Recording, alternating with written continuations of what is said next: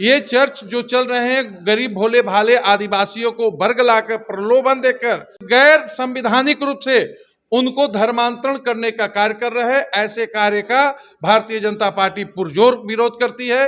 भारत के संविधान में कहता है यदि आपने धर्म परिवर्तन कर लिया है, आप जो ईसाई हो गया दूसरे, अब आदिवासियों को जो परंपरागत पूजा पद्धति, उनकी जो सांस्कृतिक विरासत है, सामान्य रूप से जीने का जो उनका अंदाज है, उस रूप को तो वो बदल दिए हैं। तो ऐसे लोगों के कार्य से ही आदिवासियत पर संकट आया है भारत में। उनको आरक्षण नहीं मिलना चाहिए, निश्चित नहीं मिलना चाहिए। वो आदिवासी का हकदार नहीं है। कैसे हैं जब अपना उन्होंने परिवर्तन कर लिया है, अपने आप को आदिवासी मानते नहीं है, लेकिन नौकरी में सरकारी प्रभाव पाने के लिए वो इस प्रकार का काम कर रहे हैं। इसलिए कोई भी झूठा एफिडेविट नहीं चलेगा।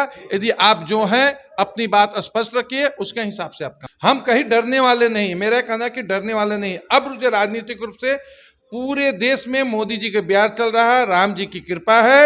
इस राम जी की कृपा में कोई भी किसी भी दल के लोग चुनाव लड़ने की हिम्मत नहीं कर रहे हैं। आप इसकी शुरुआत गुजरात के सूरत से देख सकते हैं। विपक्ष को पता है कि बहुत बुरी तरह वो परास्त होंगे, लेकिन जब वो जो परास्त होंगे उनको जो राजनीतिक सामाजिक शर्मिंदगी का एहसास होगा, इसलिए कोई उनका कैंडिडेट चुनाव लड़ने के लिए अभी तक तैयार नहीं हो रहा। आपने कहा कि कांग्रेस जो है डिलिस्टिंग की बात की है, तो क्या बीजेपी जो अगर सत्ता में आती है तो डिलिस्टिंग को समर्थन करती है? क्या आप मानते हैं? आपने कहा कि जो क्रिश्चियन बने हुए हैं वो भी आदिवासी बन के फायदे उठा रहे हैं, क्या उस पर आप लोग क्या मतलब? देखिए, भारतीय जनता पार्टी मूल रूप से जो भारतीय हैं उनके संरक्षण के लिए भारतीय जनता पार्टी बनी है, उनके विकास के लिए भारतीय जनता पार्टी बने हैं।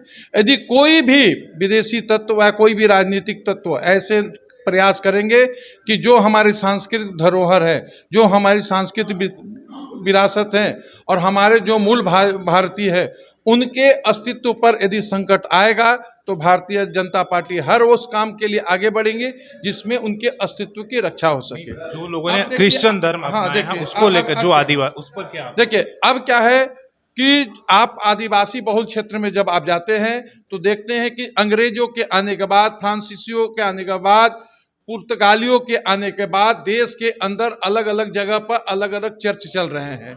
ये चर्च जो चल रहे हैं गरीब भोले भाले आदिवासियों को वर्ग लाकर प्रलोभन देकर गैर संविधानिक रूप से उनको धर्मांतरण करने का कार्य कर रहे हैं। ऐसे कार्य का भारतीय जनता पार्टी पुरजोर विरोध करती है और इनके संस्थाओं के द्वारा जो सामान्य रूप से आदिवासियों को रोजगार मिलना चाहिए, जो उनको शिक्षा का अधिकार होना चाहिए, उन सारे उनके अधिकार को ये लोग डकार ले रहे हैं।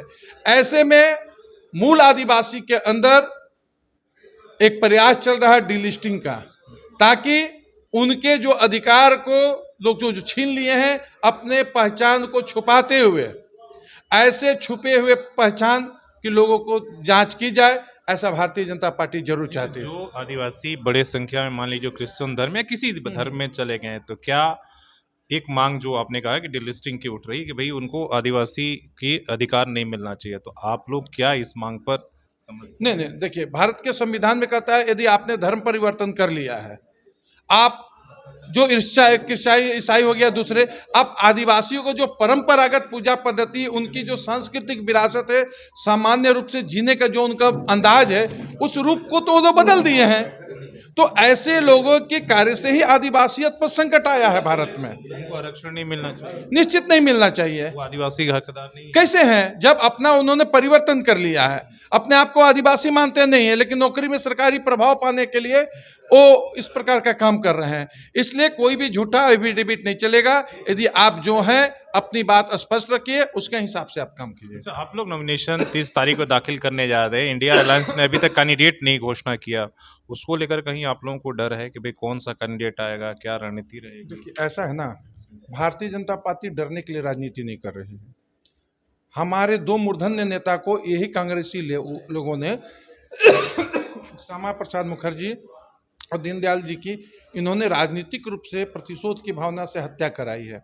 हम जानते हैं संघर्ष में, राजनीतिक सांस्कृतिक संघर्ष में हमारी भी हत्या हो सकती है। हमारा हजारों लोग बलिदान दिए। तो हत्या कहाँ से बात है कि हम कैंडिडेट की? नहीं, सुनिए, हम कहीं डरने वाले नहीं। मेरा कहना है कि डरने वाले नहीं। अब जो राजनीतिक रूप से पूरे देश में मोदी जी का प्यार चल रहा है, राम जी की कृपा है। इस राम जी की कृपा में कोई भी किसी भी दल के लोग चुनाव लड़ने की हिम्मत नहीं कर रहे हैं। आप इसकी शुरुआत गुजरात के सूरत से देख सकते हैं। ये डर सब जगह है। जमशेदपुर में भी ऐसा संभावना है निश्चित कि आप निर्विरोध निश्चित डर है, क्योंकि विपक्ष को पता है कि बहुत बुरी तरह वो परास्त होंगे। लेकिन जब वो जो परास्त होंगे, उनको जो राजनीति का सामाजिक शर्मिंदगी का एहसास होगा, इसलिए कोई उनका कैंडिडेट चुनाव लड़ने के लिए अभी तक तैयार नहीं हो रहा। फिर कल आज घोषणा होने वाला, अगर होता है तो देखिए, निश्चित दल है, लोकतंत्र है, उनको किसी को तो खड़ा करना होगा, लेकिन जिसको भी वो खड़ा करेंगे वो मैदान में कहीं टिकने वाला नहीं है। इसी डर से कोई कैंडिडेट अभी तक सामने नहीं आया है। आप लोगों के डर से कि आप लोग ईडी भेज दें? नहीं, हम लोग के डर से नहीं, इस लोकतांत्रिक ढंग से जनता का जो वोट भारतीय जनता पार्टी के पास मोदी जी का चेहरा देखते हुए आ रहा है, उस जनता की आवाज, जनता की वोट से डरते हुए लोग खड़ा होने की हिम्मत नहीं कर रहे हैं। 30 तारीख को कौन कौन लोग आएंगे आपके नॉमिनेशन? कुछ ऐसी प्रदेश सूचना? अध्यक्ष जी आएंगे और कल तक सारे कोई बड़े चेहरे भी आएंगे? निश्चित है, कल से परसों तक सारी सूची तैयार हो जाएगी। अभी सूची फाइनल नहीं हुई है, क्योंकि पूरे प्रदेश में अलग अलग दिन पर अलग अलग हमारे जो उम्मीदवार है वो नॉमिनेशन फाइल करेंगे। इन नॉमिनेशन फाइल करने के दौरान हमारी भारतीय जनता पार्टी झारखंड प्रदेश अपने अपने नेताओं का प्रवास वो तय करेगी। संभवतः यहाँ का 1 से 2 दिन में तय हो जाएगा।